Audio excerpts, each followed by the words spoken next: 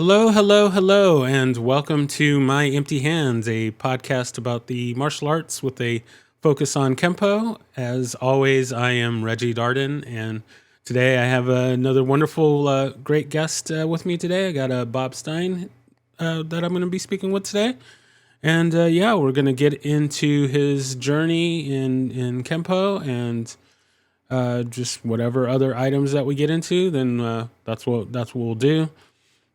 I usually start things off with just a quick history on my experience. I started in the '90s in Kempo, and since then I have done capoeira, I've done hapkido and boxing, and I've recently got into Brazilian Jiu-Jitsu and Muay Thai. So I stay pretty busy along with the show and work and two dogs and a wife. And I stay busy, but yeah, I'm excited to get into Mr. Stein's story. And yeah, so I'm gonna go ahead and turn it over to you. Where did it all start for you? Where did you get started in Kempo and the martial arts in general? And yeah, we'll just kind of go from there.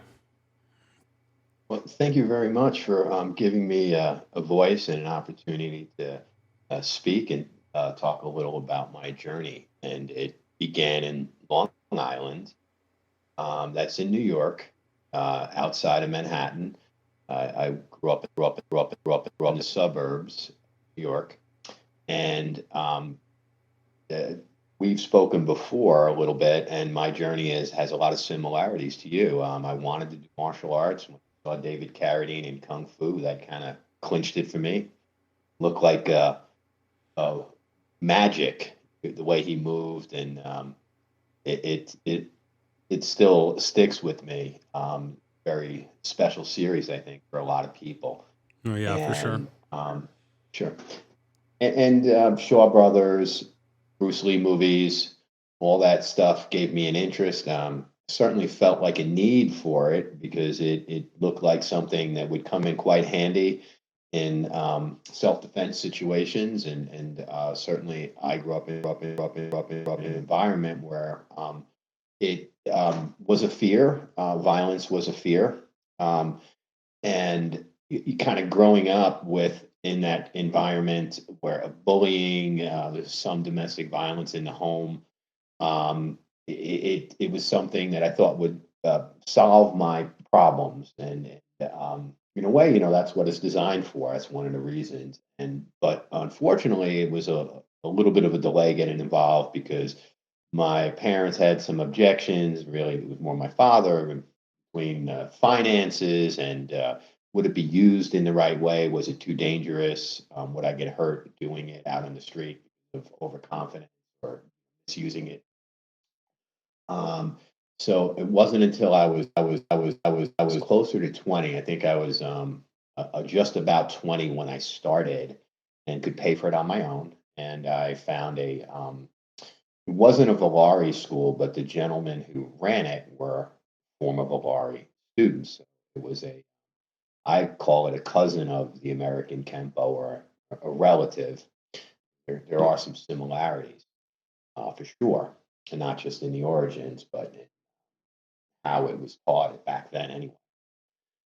Did that for about 2 years with those gentlemen, and it turned into as sometimes it does in martial arts and in all kinds of experiences. It can turn negative. Not what you thought it would be. Turned out to be something different. And I had there was a senior student there who had become a black belt, and we had a great relationship. He was a big Ed Parker fan, a big Bill Wallace fan, and he tried to emulate both.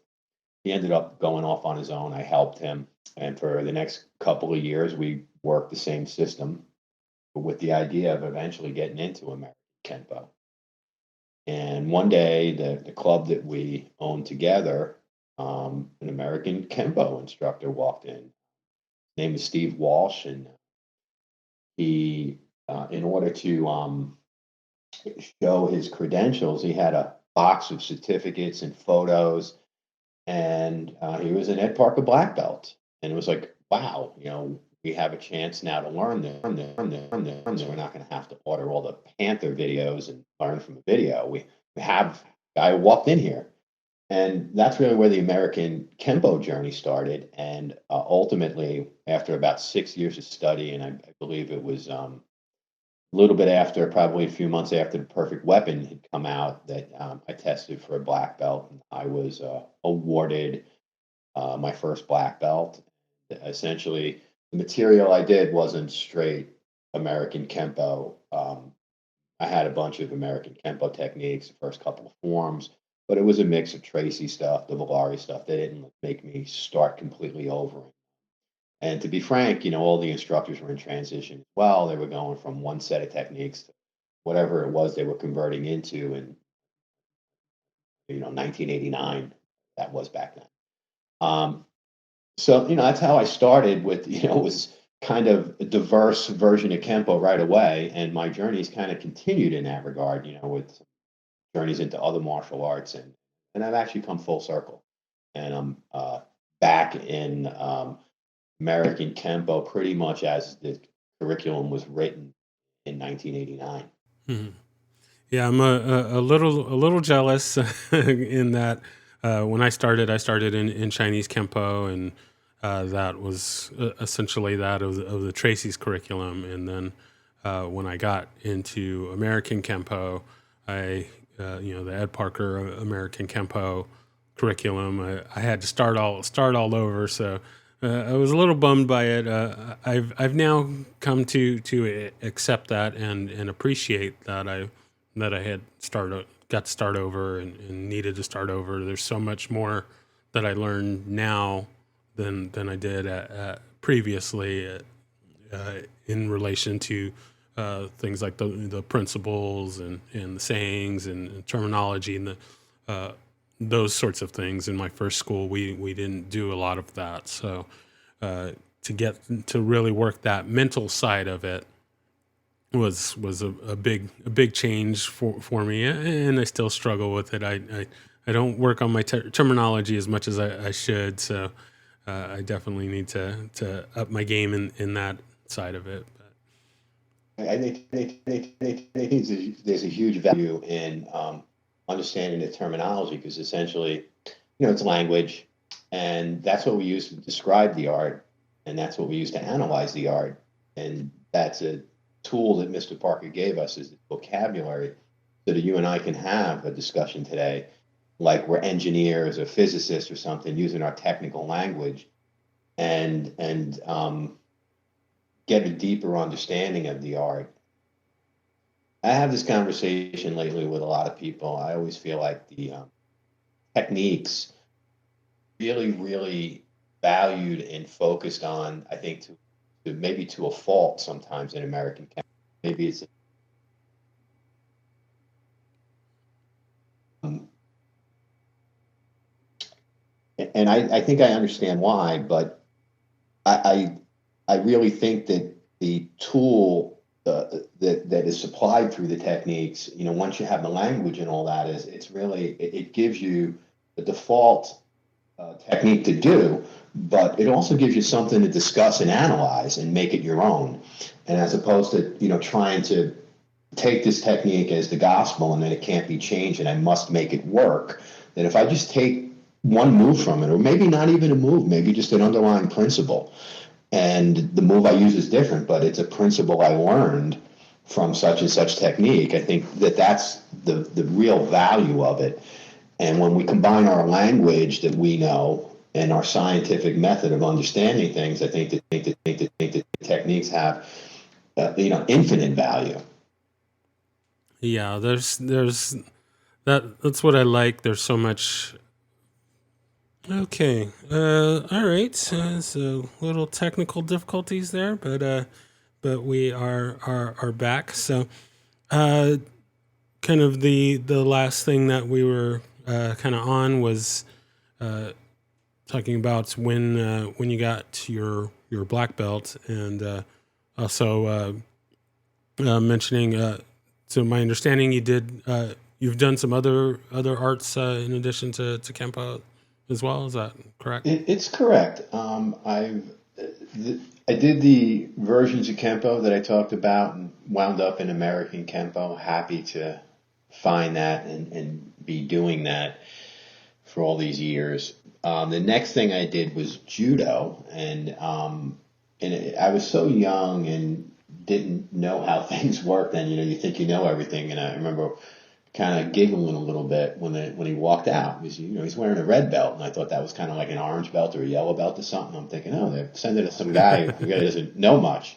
And then I realized, he's way up there. He's an Olympic coach and all this, and it was a really great experience.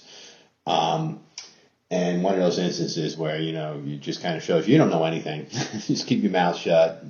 Watch and learn before you say something. I'm glad I didn't say anything, but remember thinking that how wrong I was, and that was a great experience. And in my initial run with Kempo, we would do the techniques, and pretty much it was when we were working with higher level people who knew how to roll and fall. We always added on a takedown if there wasn't one in the technique, and the judo throws were. Some of the basic judo throws were great to graft onto the end or add on to the end.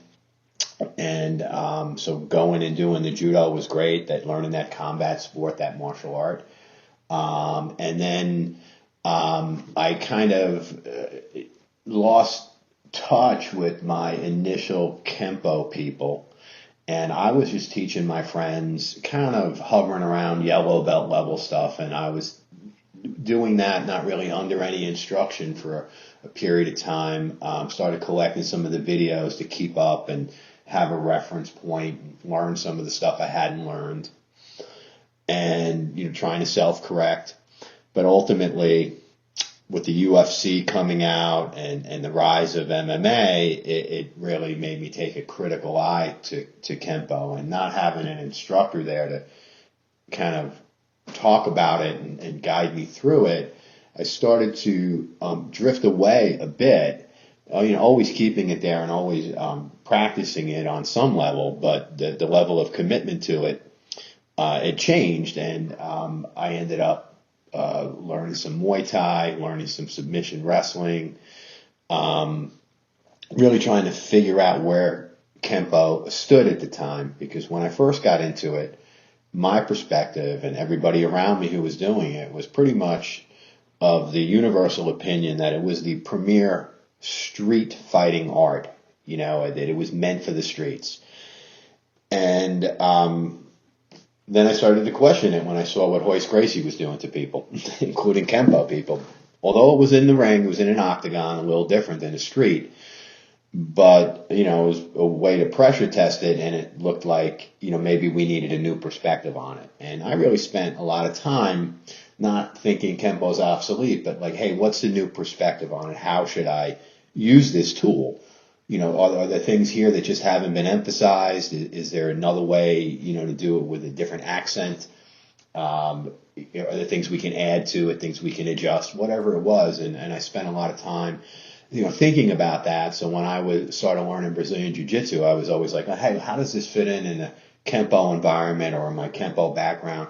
How can I best incorporate this so it's not like completely separate? It's not like, hey, I'm learning French and I'm learning German and they're two completely different languages. I was trying to make it like, hey, I'm doing Latin and Italian here, and how can one help the understanding of the other? And is there a way to kind of make them one within me, because I'm one organism? And how do I take these, different subcategories of knowledge in martial arts and to, use them best and make the most out of it. And yeah, I can definitely relate to that. First, yeah, myself and definitely the rest of the world took notice when the UFC first started, and Royce Gracie got out there and really just opened our eyes to ground fighting and grappling and the submissions and things. And yeah, I think a lot of us started questioning our Kempo a little bit. And even though there was a a Kempo stylist, Keith Hackney, that did very well. Still was not I wouldn't say not a match for Royce in the Brazilian Jiu-Jitsu, but it just was something that we the Kempo world, the martial arts world, just wasn't quite ready for it. And we could argue about whether or not the UFC was kind of groomed for the Gracies, but it really took gave us a lesson in hey, we've got to think about all of these different ranges and things. The other thing that you mentioned that I can relate to in doing the cross training, specifically getting into the Brazilian Jiu-Jitsu. Well, I guess this also applies to my Hapkido training as well. But I'm starting to look at the techniques that I'm learning in Jiu-Jitsu and in Hapkido with a Kempo mind, and trying to apply those Kempo principles and just that whole mindset. And I think it's done for me. It's done two things. One, it's improved my interest in the art. So, full disclosure, I was not really super interested in getting into Brazilian Jiu-Jitsu, and luckily I found a school that really kind of welcomed me in. But when I initially tried Jiu-Jitsu years ago, it didn't really click for me. It wasn't really interesting. But now when I'm trying moves, I try and think of the various Kempo principles and try to apply that, and that's I think helped my Jiu-Jitsu. I mean, I'm still very new at Jiu-Jitsu at this point, but I think my defensive abilities are a lot better now that I have this Kempo mindset, and so. Yeah, I think it's a good thing to cross train and to apply all those things. Kempo is not just the techniques or the forms. It's all of the various kind of components to it. One thing I love, and I'm going to kick myself that I can't remember who I heard say this, but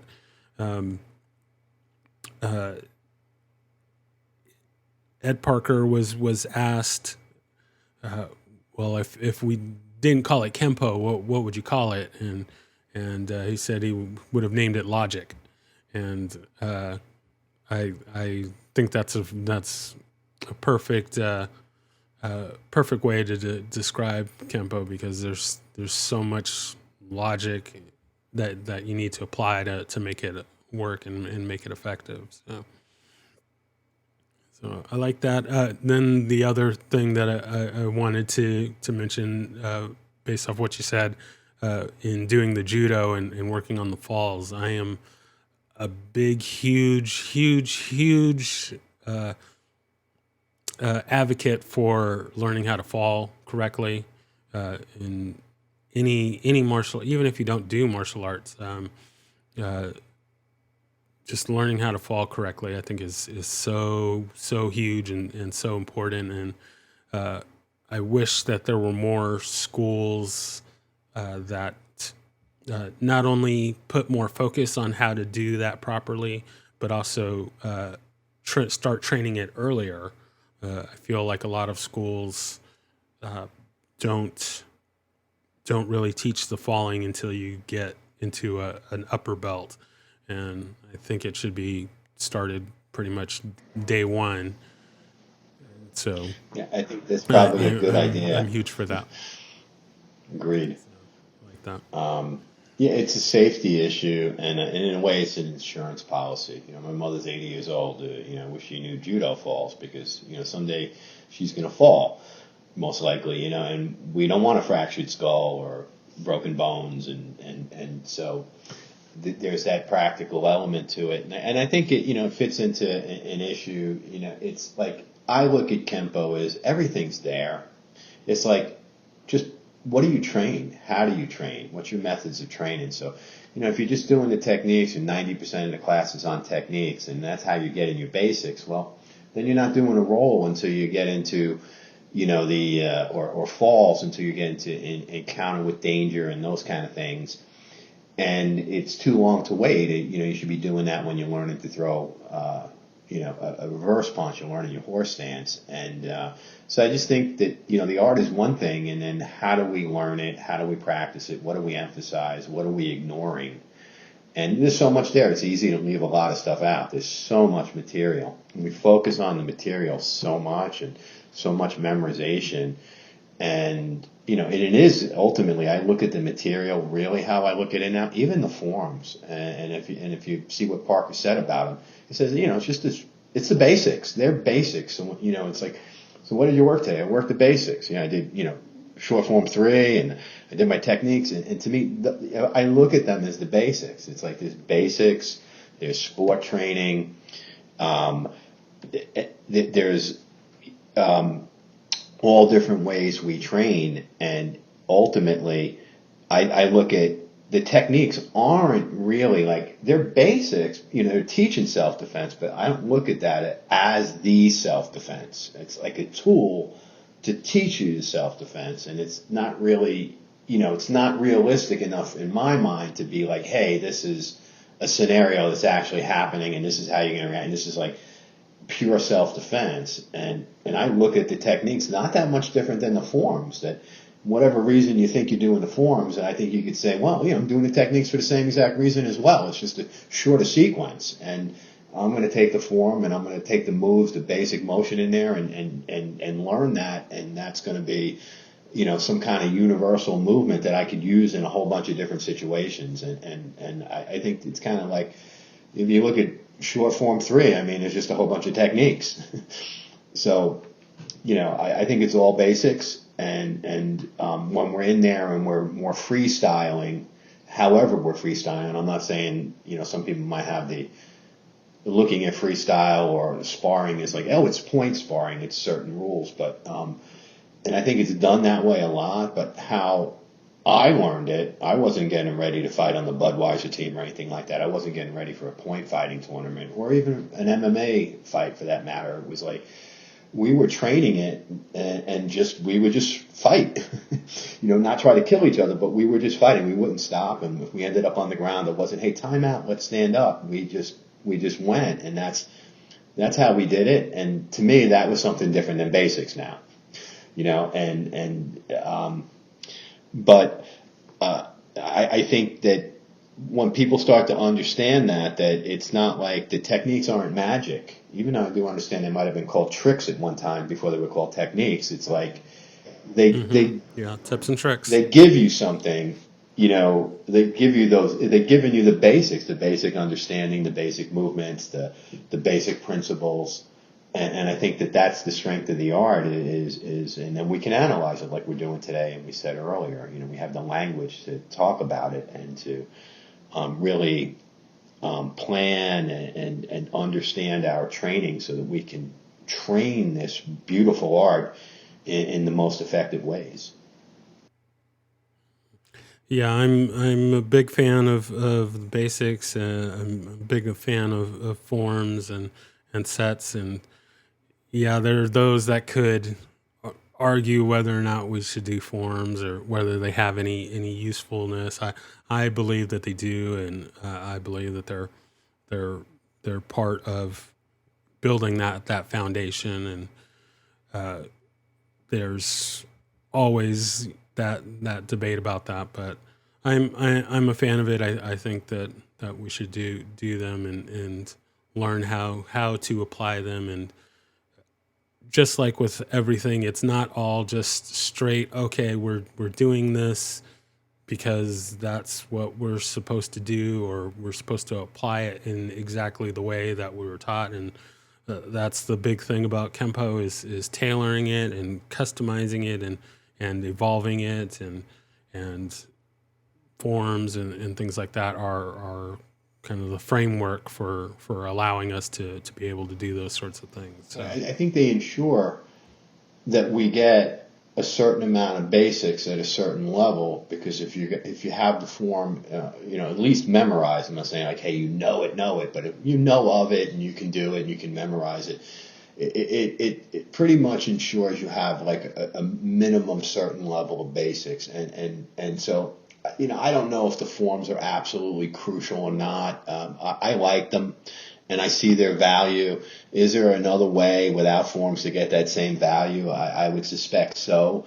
But, it's been done for us. It's set up. Why reinvent the wheel to just say, well, I'm just doing more sets and I've replaced these forms with the sets so you can get the same information and end up in the same place. And I've even heard some people have done things like that, and it's like, hey, it's fine if that works for them and they understand it better and they can teach it better.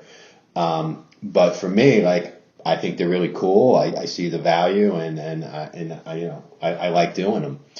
And I think in the end, we just keep saying that, you need to get these principles of motion down, and the forms are a great tool to, kind of prove to yourself that you have them. If you can do these forms and do them on a high level, you're kind of proving to yourself that you can move the right way when you need to. And I can give you like a little story. I had not done any competition in a long time, and when I was about 50, I think I was 57, I went into an event to compete in Las Vegas. It was the Jeff Speakman event, and I was heavyweight, and even though I wasn't recognized as a black belt in the system with my level of experience, it was only fair that I was designated to be in the black belt category. And so I did it, and I won. And the point I really want to make is, I went against a guy who was, higher level Kempo. They changed the weight division from 200 to 210. I came in right in the middle. I started at 212. I got down to 205. And the Speakman rules are there's grappling involved. You don't win on a submission, but you get 5 points if you tap the guy out. And it's like a point for a punch or a kick, and 2 points for a takedown, something along those lines. I might have something a little off. So, but it's continuous, so you don't stop. They just tabulate the points as you go. And I know why I won.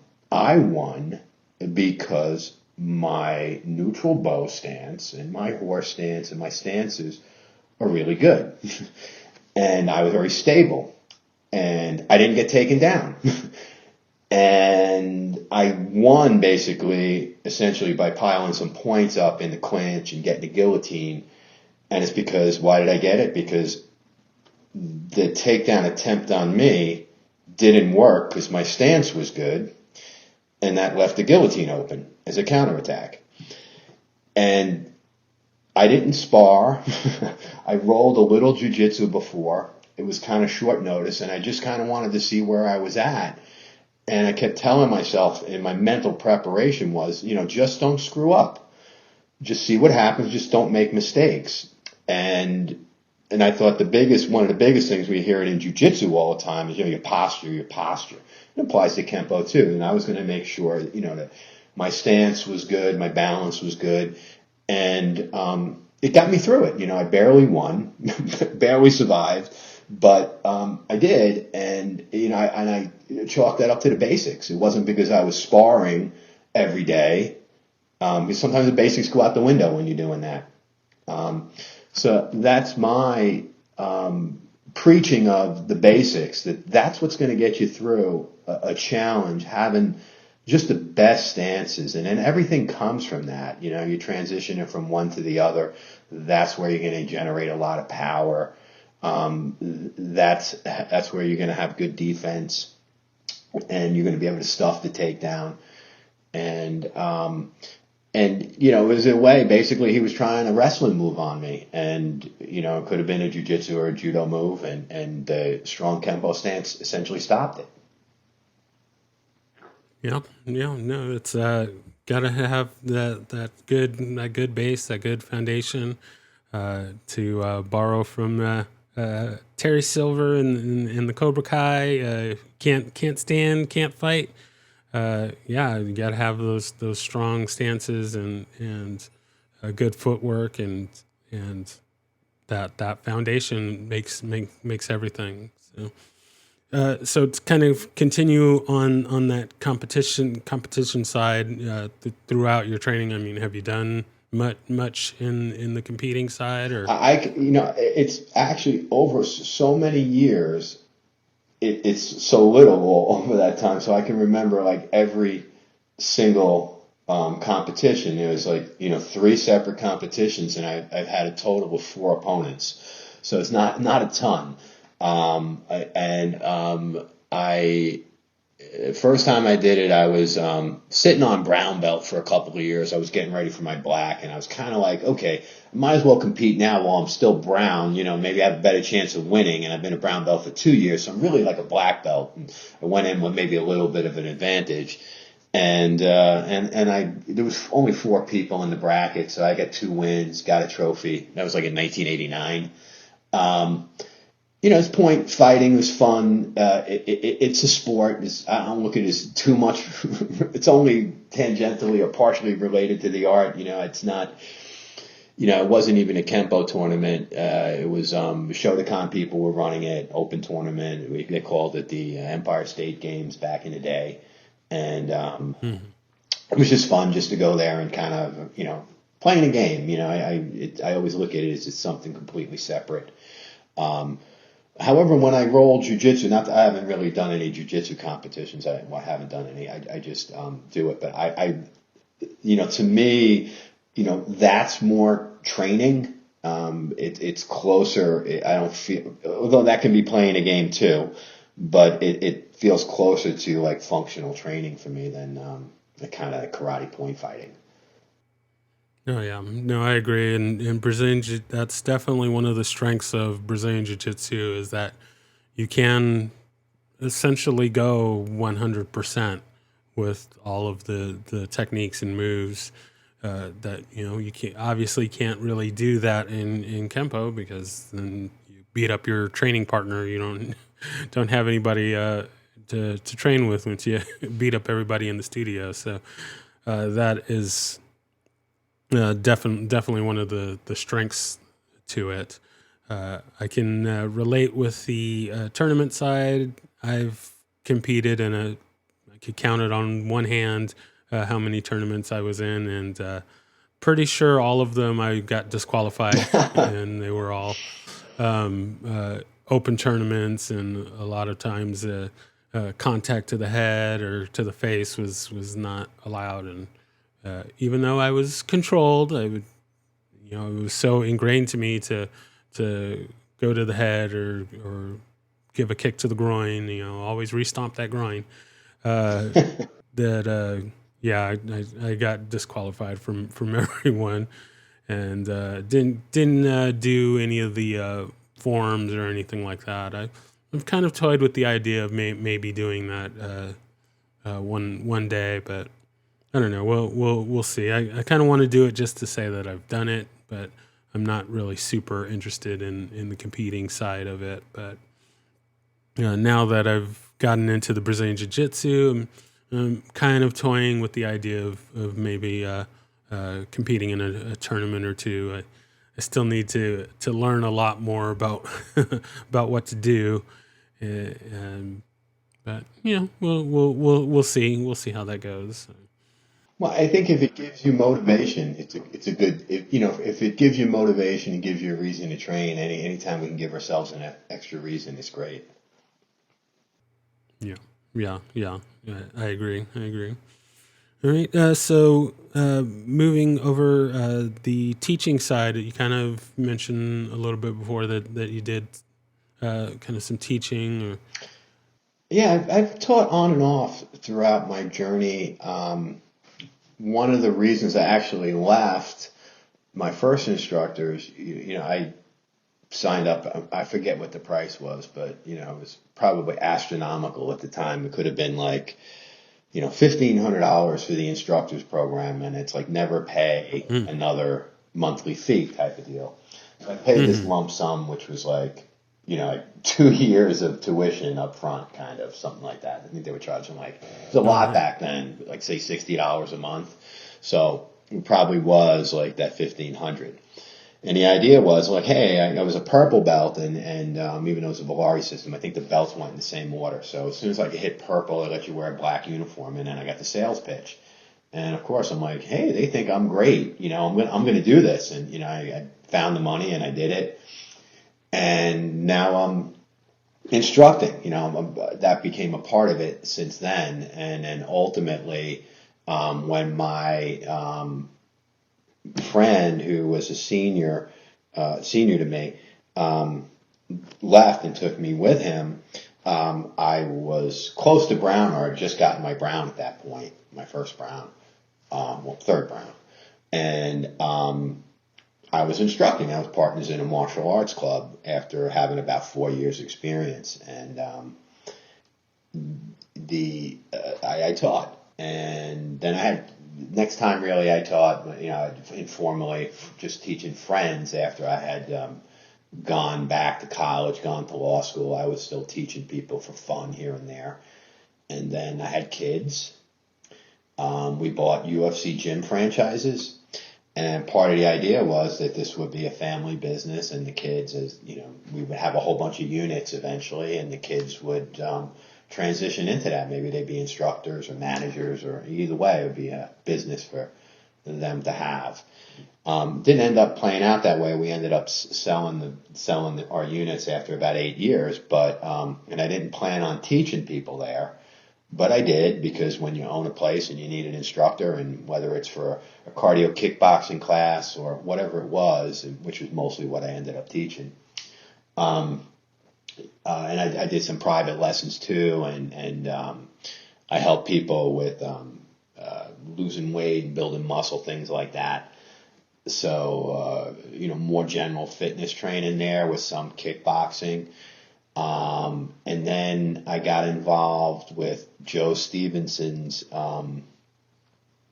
USA MMA organization, and became a pancration MMA coach through him, and was awarded a black belt. And for about a year I don't own it, but it's my friend's jiu-jitsu club, and I've been studying with him for about 10 years. I started teaching basically an MMA program. We're calling it pancration, based on the Greek martial art, the Olympic combat sport, and teaching that curriculum to jiu-jitsu people to give them some sort of a stand-up game. But for different reasons, like I never really taught any Kempo. It was the organization I was with that would have presented a problem. And so I just kind of kept it to maybe teaching some Kempo principles within it, because that's just how I teach and how I talk, and also the stances I use.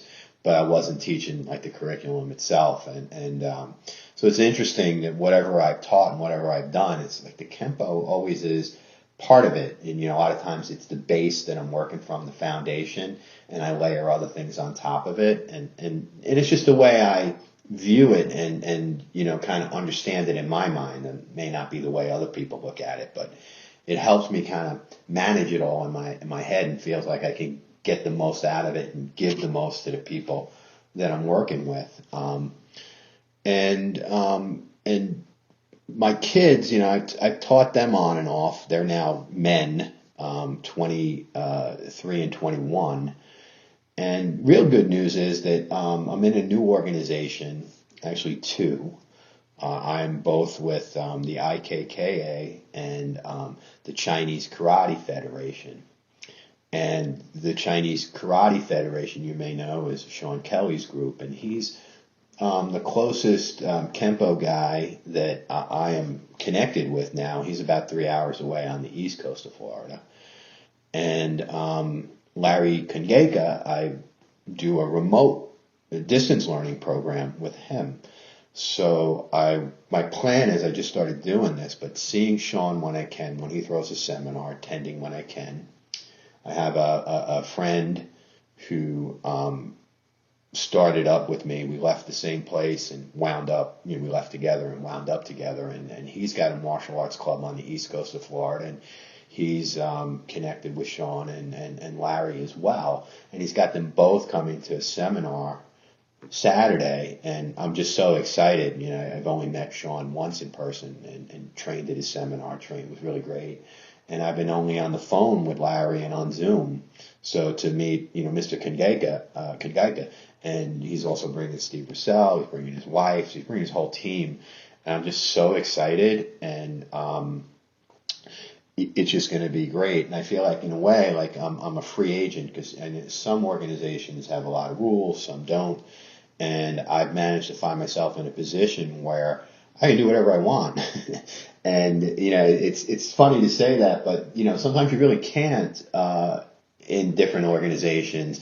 And so if I want to train jiu-jitsu, if I want to teach my kids, if I want to go to this guy's club, I want to go to this guy's seminar, I want to do this on Zoom, it's all good, and I just kind of tell everybody what I'm doing and upfront about it, and everybody knows everybody. And we're really, one of my goals, and I think you might have noticed, I started a new Facebook group, and it's essentially about, there's all these Kempos out there, and just trying to find a place where, whether it's in my group or it's outside of my group, but just trying to find a place to meet and to collaborate more, and just kind of build an alliance. You want to keep your organization, you want to maintain it, that's fine. It doesn't all have to be one organization, but why can't we have an alliance like NATO? Switzerland still can be Switzerland, and Belgium can still be Belgium, but, we can all work together with the same goal of, there's bad people out there, defending against them.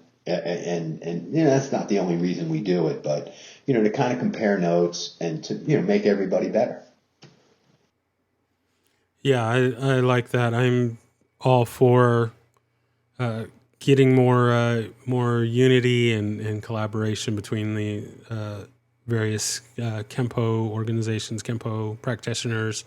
Unfortunately, there's a lot of the politics and drama that gets in.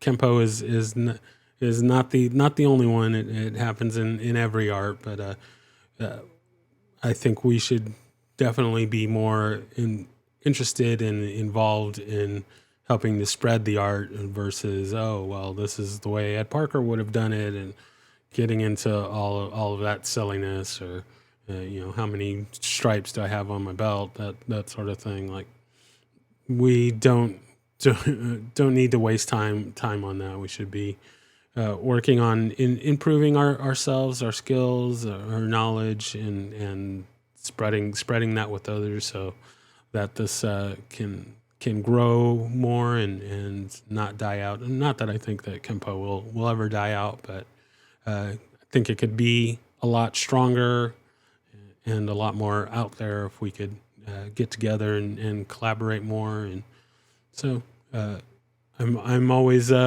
for people that are interested in doing that versus the little infighting and unnecessary squabbles and such. So I like that. All right. So we are going to go ahead and move to our lightning round here. We've got a few questions to throw at you as we head towards wrapping up for today. First question being, do you have a favorite technique? Five swords is a great one, but I'm going to say no, because everybody would say that. So I like Taming the Mace. Something nice. About slamming people like that, and it's all about your environment, that one. Because so many of the techniques are, the person's coming at you, and there's all room to move around in any direction, typically. Whether they're coming at you from a flank or straight ahead. But, I like the idea of the wall, using the wall, and then that becomes almost like jiu-jitsu. The wall's kind of like the floor. And so that's a great one, I think. I got more that I like, but that's probably one of my favorites. Yeah.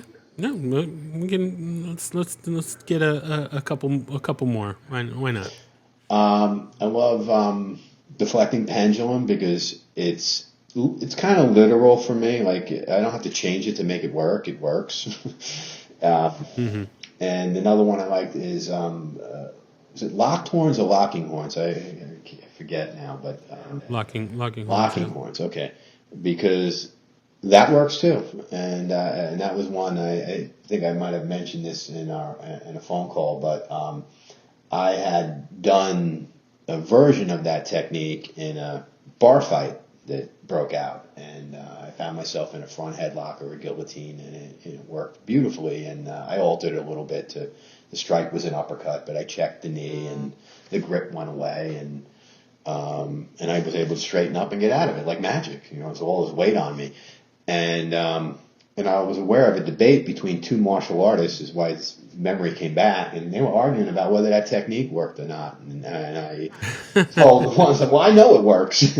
and I thought the most interesting thing was I didn't even study Kempo at the time, and I just did it, and it worked. So it definitely works. And when I was taught that technique, I'm like, oh, all right, I know how to do this. And I think that's the beauty of Kempo, because some of these things are completely foreign to us, and we're not moving like that. And some of it is just, we already know the movements. We already done things, whether it's like a ridge hand to this or that. And it's like, oh, it's a ridge hand to the groin. Well, I've done a softball throw. It's kind of like pitching softball. And some of the stuff just comes so naturally, and I think that's the beauty of the art. Yeah, no, I agree. And getting that pressure testing, and like they say, to feel is to believe. And yeah, you're taking someone out. They got you tied up, locked up. Uh, give them a few shots, and yeah, they'll tell you whether or not that technique works or not. So I like that. All right. So next question there, do you have a favorite form and or set? Love kicking set. I don't know all the sets, but I love kicking set because it's just a great workout. And I'm all about the basics. It's teaching you your center line, your stances, how to land in the proper stance after throwing the kick and not be all discombobulated. So it teaches way more than the kicks. And it's a great workout. Do that a couple times and on both sides, and I think that's my favorite one. And my favorite form. Very nice. I would say, because when I'm in the mode for more basics and a workout, I think long one is great, and kind of, I feel like so much comes from that all my power generation, that's it. That teaches you that big piece to be explosive, if you're paying attention, and to be strong in your stances. I mean, that's what I get out of it. And it's just, so if I'm doing long one and kicking set a bunch of times, like that's a great workout for the night. And I know I'm building my strength, staying strong, working my basics. I like it. That's a great answer. All right. Next question. Do you have a favorite weapon? I'm